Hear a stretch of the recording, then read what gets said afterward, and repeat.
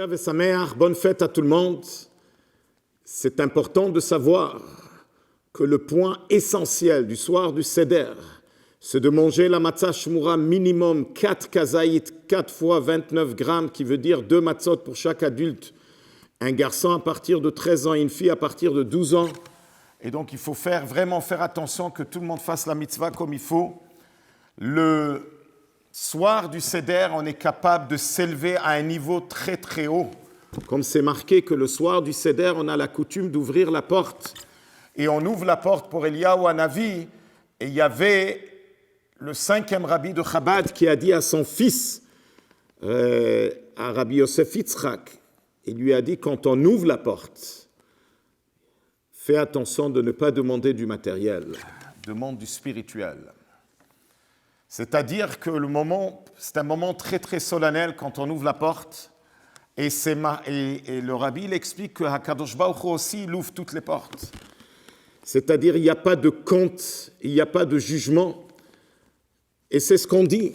Le soir du Seder, quand on s'assoit, c'est marqué que le fils il doit poser les 4 questions à son père, qu'il y a un sens profond à ces 4 questions parce que nous, on est des enfants qu'on pose les 4 questions à notre père, Avinu Sheba Shamayim, et on lui demande, Man ishtana layla ze mikol halelot, pourquoi cette nuit, cet exil, elle est différente de tous les autres exils, pourquoi elle est si longue, pourquoi elle est si dure. Et en même temps, on pose aussi la question, qu'est-ce qui est arrivé cette nuit de Pessah qui est claire comme le jour, qu'on est capable de sauter de niveau et de monter très très haut. Et la réponse, c'était comme ça en Égypte. Les Juifs étaient en 49 degrés d'impureté. Et même si un ange aurait venu pour les libérer, il aurait été noyé dans cette impureté. C'est pour cela que HaKadosh Baruch Hu personnellement devait venir. Alors, ce même dévoilement qu'il y a eu en Égypte, elle se trouve encore une fois chaque année quand ça arrive le soir de Seder. Le Dieu, il se dévoile, mais pas une étincelle de Dieu. Dieu, il se dévoile bichvodo vatzmo. Et il se dévoile à travers les mitzvot qu'on fait le soir du Seder. Donc, quand on va manger la matzah shmura, on est carrément en train de manger la lumière divine de Dieu. Comme c'est marqué, des paroles exceptionnelles sur la nourriture de la matzah shmura. Donc, il faut faire attention que Shabbat, les enfants se reposent bien pour que les enfants, parce que c'est eux qui jouent le rôle le plus important dans le soir du Seder, pour qu'ils puissent poser les 4 questions à leur père, pour qu'ils puissent être mêlés dans chaque détail du soir du Seder. Et je voudrais vous dire que cette année Pessah qui vient, la traduction du mot Pessah, ça vient du mot qu'Hachem il a sauté sur les portes, Hachem il a sauvé le peuple juif, qui veut dire aussi que Hachem il saute sur tous les comptes.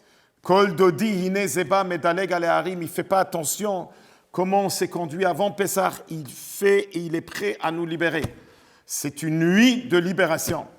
Alors profitons de ce grand moment de Pessah, de ce Shabbat qui s'appelle Shabbat Hagadol. Pourquoi il s'appelle Shabbat Hagadol? Parce que Bo Naasa Nes Gadol, le grand miracle est arrivé quand les Juifs étaient en Égypte.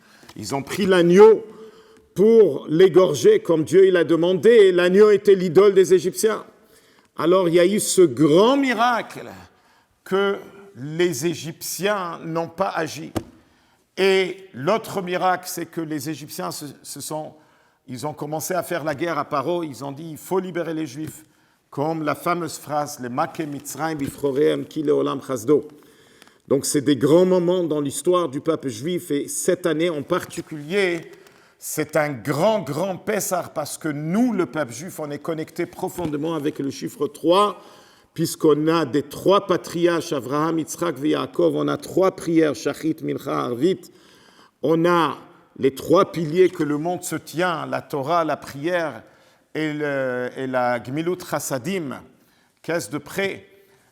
On a les 3 fêtes que le peuple juif allait toujours à Jérusalem, Pessah, Shavuot et Sukkot. Nous avons la Torah qui est partagée par 3, Torah, Nevi'im, Ktuvim. Donc nous, le peuple juif, on est connecté profondément avec le chiffre 3.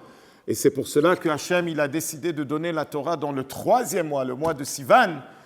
Et cette année, on célèbre 3333 ans depuis la sortie d'Égypte.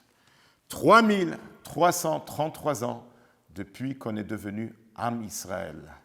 Alors c'est un moment solennel, c'est un moment propice de naissance, de renouveau, qu'on prend des forces, comme en Égypte, qu'ils n'ont pas eu peur des Égyptiens. Et ils ont pris l'agneau, ils ont mis leur vie en danger. Ils ont eu Messirut Nefesh. C'est ça qu'on a besoin maintenant pour sortir de ce dernier exil. Il faut qu'on ait Messirut Nefesh, sacrifice, pour faire Torah et Mitzvot. Ne pas avoir peur de venir à la synagogue. Parce que s'il y a des endroits sécuritaires, c'est la synagogue. Parce qu'on fait attention, on est assis avec distance, on est assis avec des masques. Alors, c'est le moment de revenir, de retourner à la synagogue. Et Hachem, il va avoir pitié de nous. Que ce Shabbat, dans le temps de Beth Amikdash, on amenait le Korban Pesach, le fameux sacrifice. Et la Gemara dans Masechet Psachim, elle donne des précisions qu'il fallait faire le sacrifice de Pesach, même si ça tombe Shabbat. Il y avait un moment que ça a été oublié, comme la Gemara dans Masechet Psachim, page 66, elle dit que les Bnei Betera, ils ont oublié, mais Hillel Hazaken, il leur a prouvé que oui, même si ça tombe Shabbat, il faut faire le sacrifice de Pesach, parce que le sacrifice de Pesach est une partie essentielle de toute la fête de Pesach. Alors, souhaitons que ce Shabbat, qu'on ait tous le mérite de faire le Korban Pesach à Yerushalayim avec Mashiach Tzidkenu. Shabbat Shalom et Chag Kasher V'Sameach.